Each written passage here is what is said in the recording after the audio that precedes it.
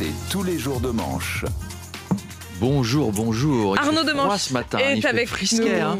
Vous avez pas froid, vous? Un peu. Alors, cher auditeur, petit conseil. Voilà, on a même une pensée pour nos auditeurs qui ont gratté le pare-brise ce matin avec des doigts comme des Mr Freeze dans un putain de gel de saloperie de froid là.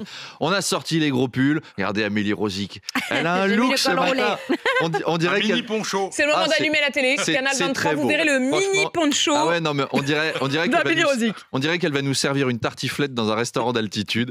Premier jour de froid de l'hiver. Après un Noël à 18 degrés dans le sud, il était temps. Il y a encore des gens qui nient le réchauffement climatique. Là, il fait moins 4. Ah, c'est normal, c'est l'hiver. C'est pas normal qu'il fasse le 1er janvier en maillot de bain. Ça, c'est pas normal. Ceci dit, c'est vrai qu'il fait très froid. Ambiance glaciale ce matin. On se croirait à un déjeuner de famille chez Alain Delon. Vous vous souvenez que Emmanuel Macron avait promis qu'il n'y aurait plus de SDF dans la rue à la fin de son quinquennat? Ben voilà, c'est en cours. C'est prévu pour vendredi. Mais c'est pas ça qu'on avait demandé. Dans les Hauts-de-France, après les inondations, l'eau gèle. Ça devient la banquise française là-bas. Donc je vous propose de partir à la découverte du peuple des Esquimaux. Un fascinant peuple Ouais. du Grand Nord. C'est dur. Dès l'enfance, les mamans Esquimaux donnent aux petits de l'antigel à boire dans les biberons. Jordan, bois ton antigel! Les Esquimaux ne se déplacent jamais sans leur chien de traîneau, contrairement aux cagoles du Sud qui ne se déplacent jamais sans leur chien de traînée. Vous savez, les petits chihuahuas là. Et leur habitat est une succession d'iglous, comme ici, dans le centre de Roubaix. Igloo, igloo, igloo, igloo.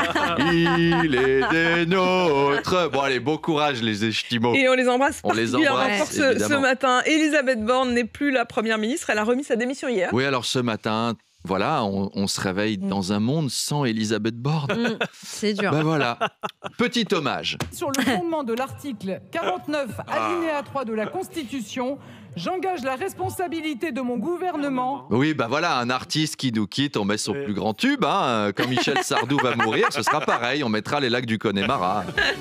Voilà, non pas maintenant, il est pas mort, mais ça met un peu d'ambiance pour se réveiller le matin.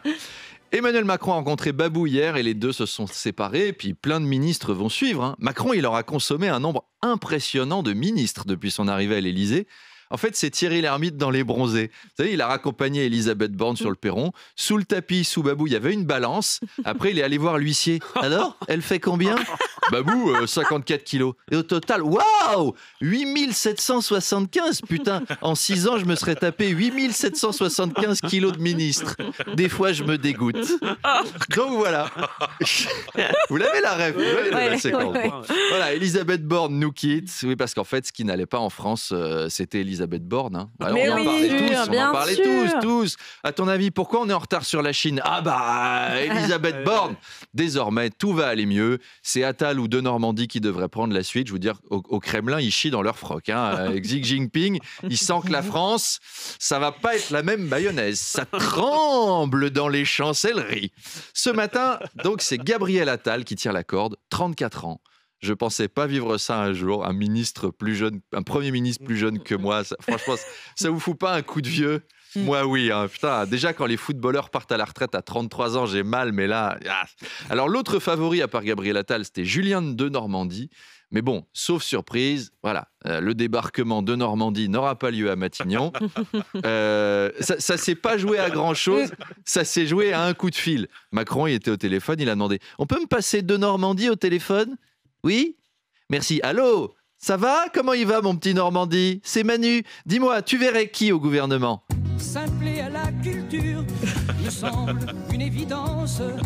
Tintin à la police et Picsou aux Mais finances. Mais c'est pas de Normandie, ça. C'est Gérard le Normand. C'est pas les mêmes. Passez-moi de Normandie. C'est dommage parce que Ouais. Picsou Finance, c'était pas Picsou mal. Finance, Ouais. c'était une bonne idée. Bon, passez-le. Allô, Julien? Bon, dis-moi, par qui on remplace Christophe Béchu? Tarzan serait Mais ministre de l'école. il veut pas la fermer, sa gueule, lui. Et c'est là que Julien de Normandie a tout perdu. Non, mais dans les coulisses RMC, hein. Promis La sur l'info. liste des célébrités victimes de cambriolage s'allonge, Arnaud, le 21 décembre dernier. C'est Patrick Sébastien qui a été cambriolé. Oui, d'ailleurs, c'est une tragédie puisque les voleurs sont repartis avec des manuscrits inestimables. Les paroles du prochain album de Patrick Sébastien. Quand le juge va lire les éléments du dossier, je veux être là. Hein. Ça va se revendre Mais- cher, ça. Messieurs, vous êtes accusé d'avoir privé la France des textes suivants. Une turlute pour Jean-Luc. Les pâquerettes de la zézette à Huguette. Montre-moi ta lune, mon ami Pierrot. Tous des cons, on en a ras le fion. Allô les pompiers, ici la femme Fontaine. Mon copain Charles Magnin, etc. Non, mais, Vas-y, efficace. simple. Une masterclass. J'imagine la tête des cambrioleurs s'ils étaient tombés nez à nez avec Patrick Sébastien au moment du cambriolage. Ils ouvrent la porte et tapent. Salut les garçons. Qu'est-ce que vous foutez avec vos masques? Putain, j'adore les masques. Moi, je vais le faire aussi. Je vais me faire la tête de Chirac. Puis on va jongler tous ensemble avec des aubergines en chantant du Gilbert Montagnier. On va s'aimer dans un avion sur un séquio du bonheur. C'est une petite visite à l'improviste. Allez, asseyez-vous les gars, on s'installe dans le plus grand canapé du monde. Installez-vous. Oh les cons, ils ont pas vu le coussin pétard. Vas-y, tire sur mon doigt. Bon allez, on l'embrasse. On l'aime bien. On l'adore, Courage, on l'adore. Courage, Patrick. On espère que les cambrioleurs iront en prison, que ça leur fera une bonne raison de chanter. Cette boîte, chante ça. Ça paraît presque sympa la prison. Bah oui. Non, mais... Allez, à demain. À demain, Arnaud Demanche.